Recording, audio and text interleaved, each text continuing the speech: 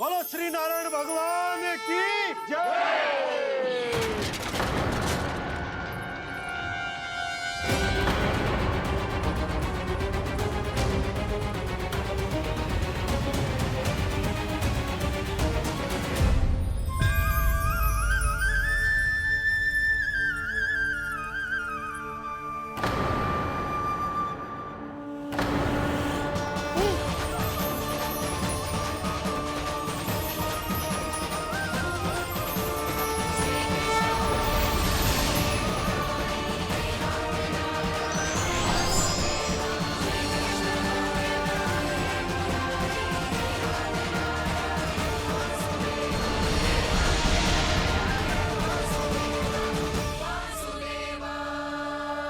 प्रभु,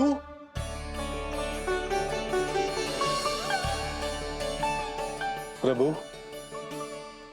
मैंने आपके अवतार को हानि पहुंचाने का प्रयास किया, फिर भी आपने मुझे दर्शन दिया। देने ही पड़े। तुम्हें मेरे चरणों का स्पर्श जो मिल गया, तुम्हें आश्चर्य हो रहा होगा। एक साधारण से स्पर्श से तुम्हें वो मिला जो बड़े से बड़े ऋषियों को भी कठिन से कठिन तपस्या के बाद भी नहीं मिलता। इसका उत्तर तुम्हारे अतीत में छुपा है। दैत्य हिरण्याक्ष के पुत्र के रूप में तुम्हारा जन्म हुआ था। शीघ्र ही तुम बहुत अधिक विशाल और असीम बलशाली हो गए थे, पर तुम अपनी शक्ति का प्रयोग अनुचित ढंग से करते थे। एक दिन तुमने महर्षि लोमस के आश्रम में बहुत ही उत्पात मचाया, हरे भरे वृक्षों को नष्ट कर दिया।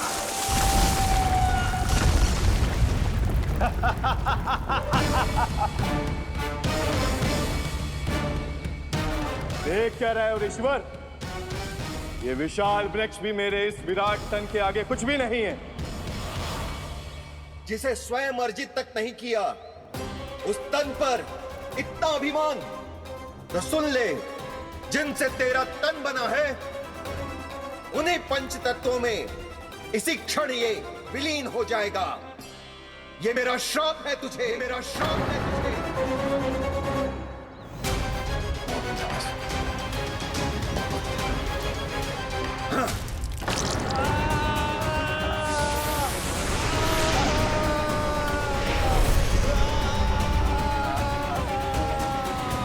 पर तभी तुम्हें अपनी भूल का आभास हुआ और ऋषि लोमस से तुमने क्षमा याचना की।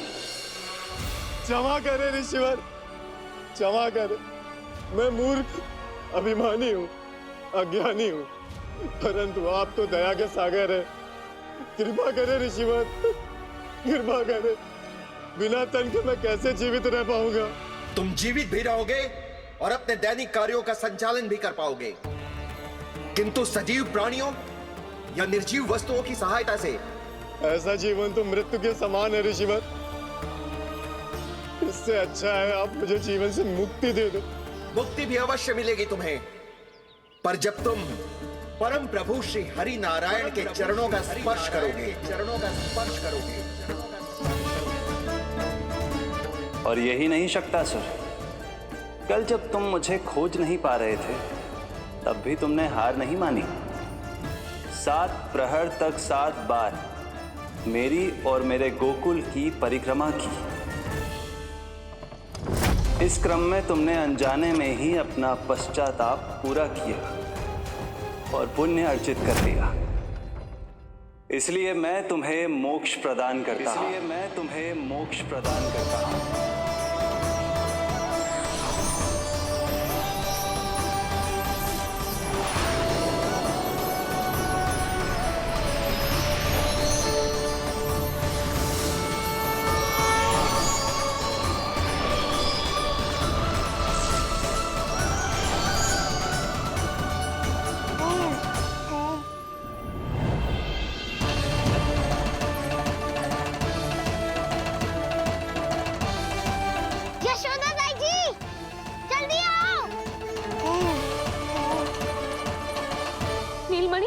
मेरा लल्ला, लल्ला,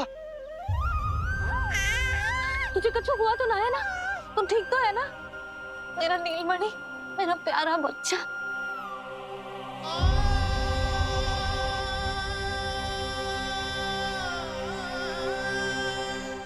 भोला, बंसी, ये सब क्या है?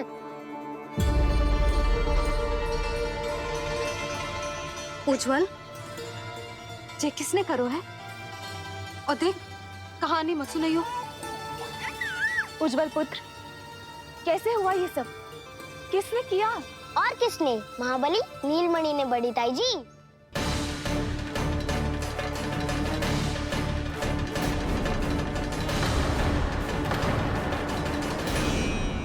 जी क्या बोल रहे हो? सच्ची सच्ची बता। लो, फिर फंस गया उज्जवल।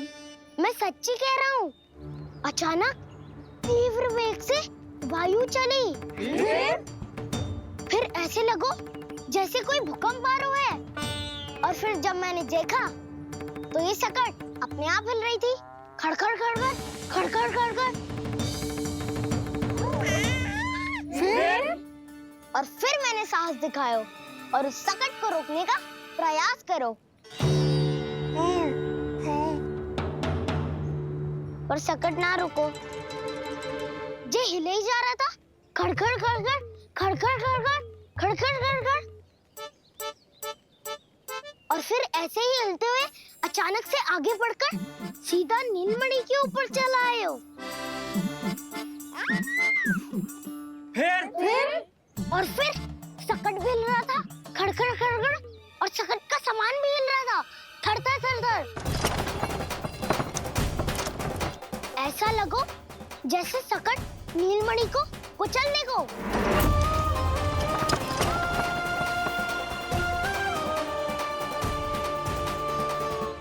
पर तभी जे जाग गए हो।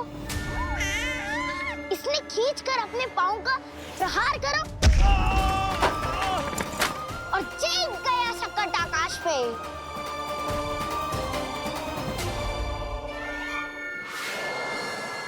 और फिर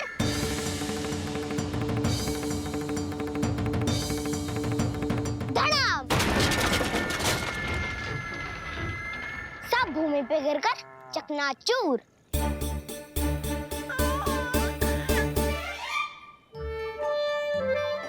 मैं सच्ची कह रहा हूँ ताई जी, नीलमणि के पैर का स्पर्श होते ही वो सकट ऐसे वायु में उड़ी जैसे कोई फूल। अच्छा, और जो तेरे हाथ में ये माखन है, ये भी अपने आप उड़ के आ गया होगा ना? हाँ, मैं सच्ची कह रहा हूँ। सदा बड़पोलापन, ये अच्छी बात ना है लल्ला।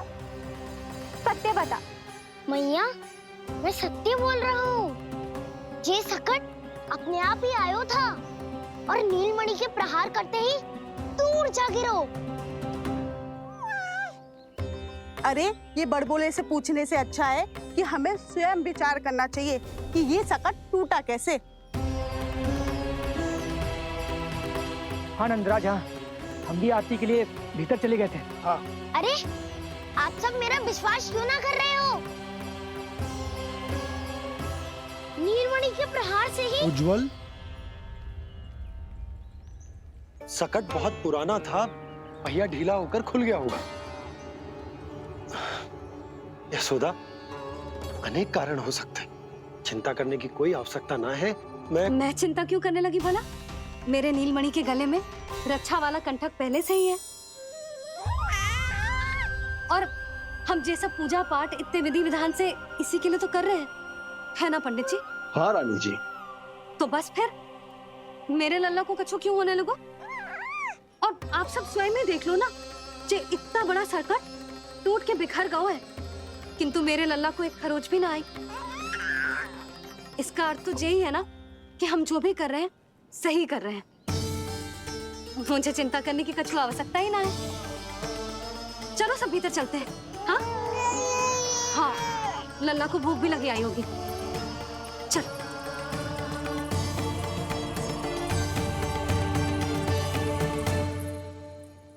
नंदराज जी, अब हमें भी आज्ञा दीजिए। प्रणाम पंडित जी। ध्यान कहाँ था तुम दोनों का? और अधिक सावधान रहने की आवश्यकता थी ना? क्षमा कीजिए नंदराज।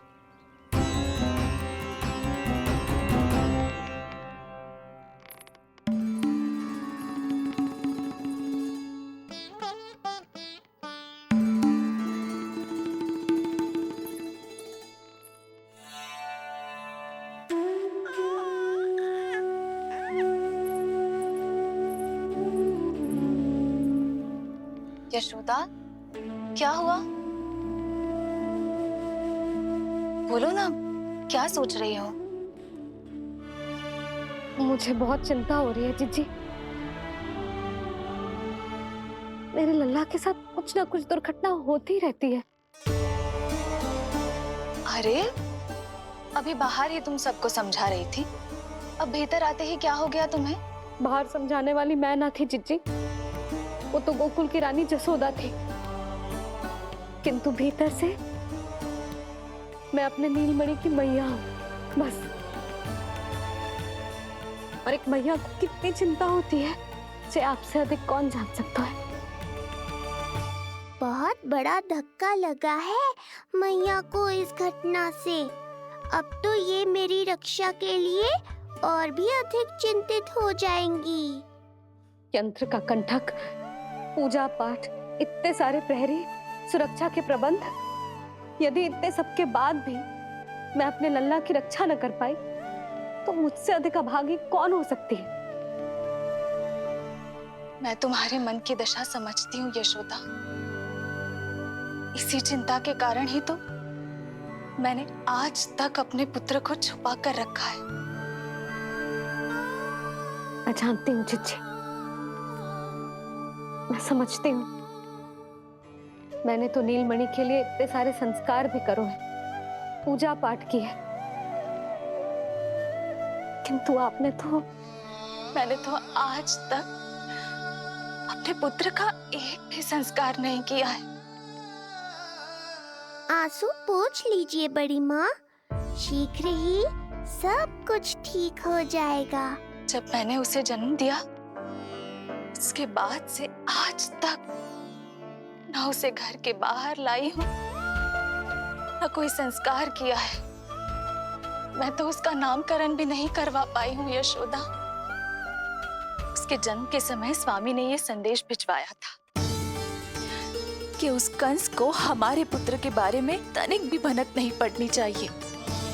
तब से आज तक भय के छाव में जीती आई हूँ कि वो कंस कहीं हमारे पुत्र को भी ना मार दे, जैसे देवकी के सारे संतानों को मार दिया है। ये आशंका कभी सत्य नहीं होगी बड़ी माँ, मैं हूँ ना। माँ अपनी संतान के मन की बात बिना कहे ही समझ जाती है। आप भी समझ जाओ ना मैया।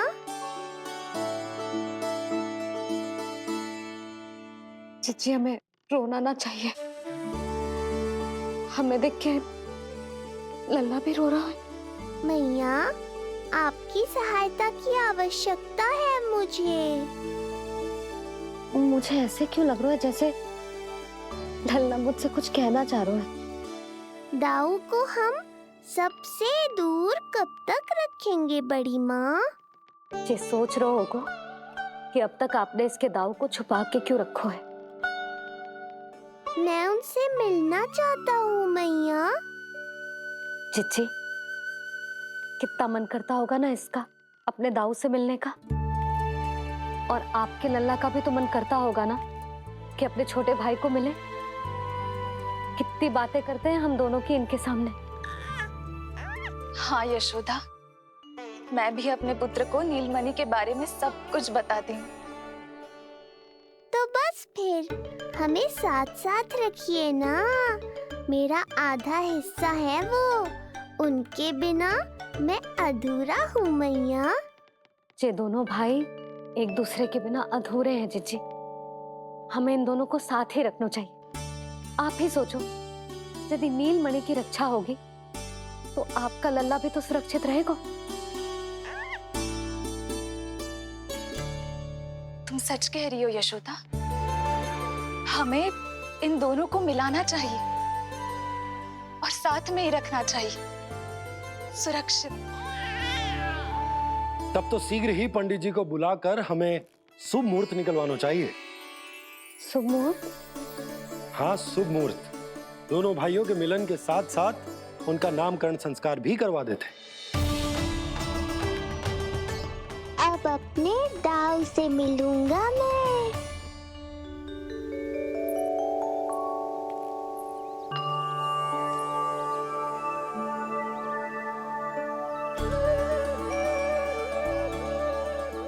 ऋषिवर की दिव्य आभा के कारण ये वातावरण कितना शुद्ध, कितना पवित्र लग रहा है ना। हाँ देवकी, इनका तेज ही ऐसा है कि इनके निकट केवल पवित्रता ही वास कर पाती है। किसी भी प्रकार की दुष्टता इनके पास जाने से पहले ही नष्ट हो जाती है।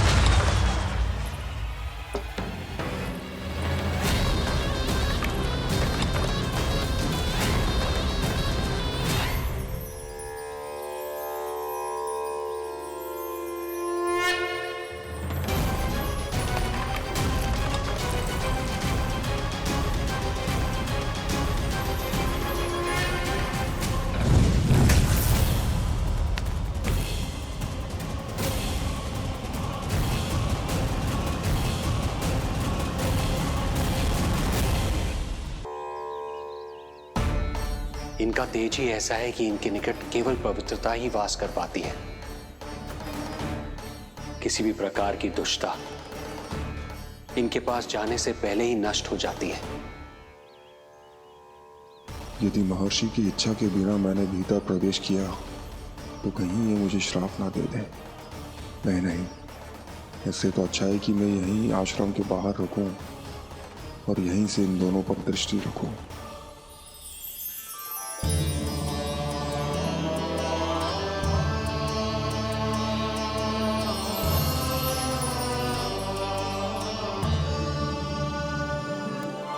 आपके आने का आभास हो गया था राजन। गुरुदेव, जो संतानें हमने खो दी है उनका श्राद्ध करवाने की विनती लेकर हम आपके पास आए हैं। आपका आना व्यर्थ नहीं जाएगा राजन, परंतु मुझे आभास हो रहा है श्राद्ध कर्म इस भेंट का एकमात्र कारण नहीं है।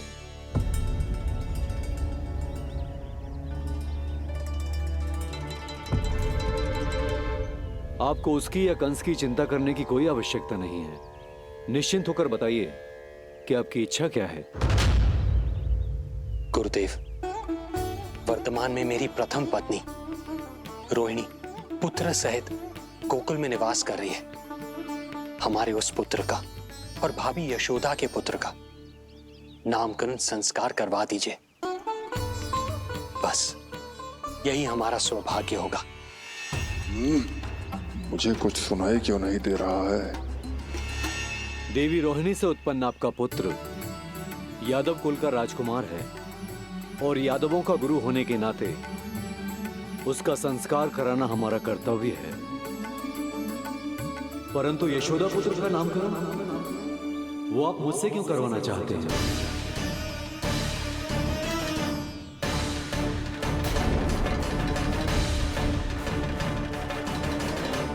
गुरुदेव, सत्य ये है कि रुक क्यों गई रानी देवकी? आपके मन में जो कुछ है कहिए।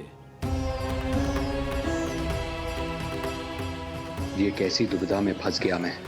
यदि मैंने गुरुदेव को यशोदा पुत्र का सत्य बताया तो कंस को भी पता चल जाएगा, और यदि नहीं बताया तो कहीं ऐसा ना हो कि ऋषिवर ही बुरा मान जाए।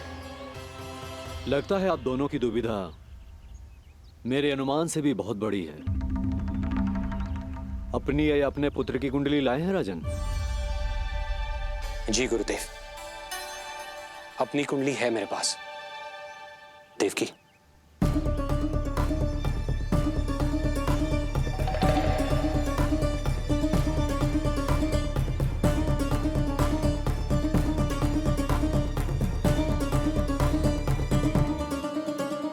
जो रहस्य आप नहीं बता पा रहे हैं राजन, वो ये कुंडली बताएगी।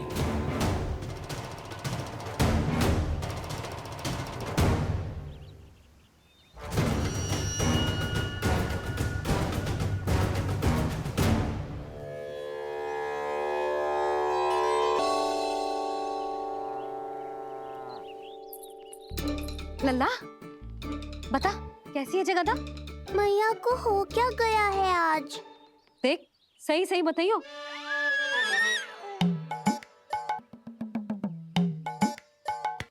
अच्छी है ना?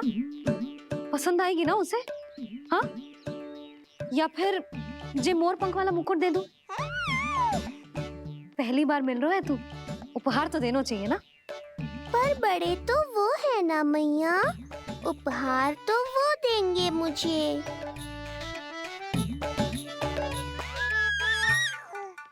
ना ना, मोर पंख वाला मुकुट तो मेरे लल्ला का है ना, जे ना दे सकते।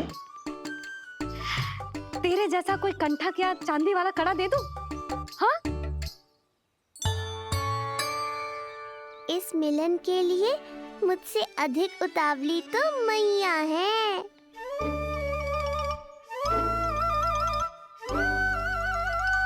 अच्छा जे उपहार छोड़,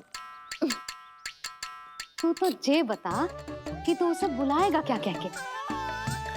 अन्य सभी के जैसे बड़े भैया या गांव वालों के जैसे दद्दा बुलाएगो, या फिर बड़े नगरों में जैसे बुलाते हैं ज्येष्ठ भ्राता बुलाएगो, या फिर प्रेम से बुलाएगो दाऊ बुलाएगो ना?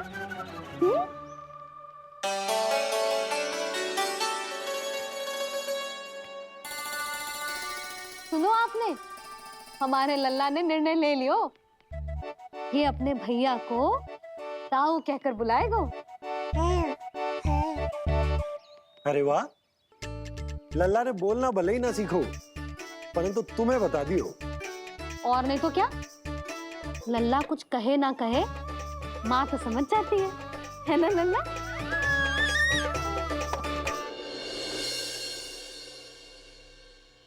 और इसने दाऊ वाली बात पे हाँ भी की है। हाँ हाँ तो सदानंद जी ने भी कर दी है। लो, मैं तो भूल ही गई, क्या कही पंडित जी ने? बता तो ना यशोदा, बाहर से आया हूँ, हाथ पैर तो धो लूं। हाँ, दे लो। अब बताओ, कब का मुहूर्त निकालो है? तनिक हाथ मुंह पोंछ लो। अब बताओ क्या कही उन्होंने? यशोदा थक गए हूँ, तनिक सांस तो लेने दो। बाहर से आया हूँ, जल ना पूछोगी?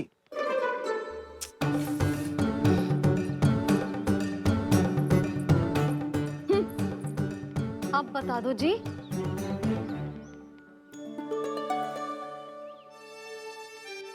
बाबा अब बता भी दो, नहीं तो खेल खेल में खेल हो जाएगा। हाँ बताओ।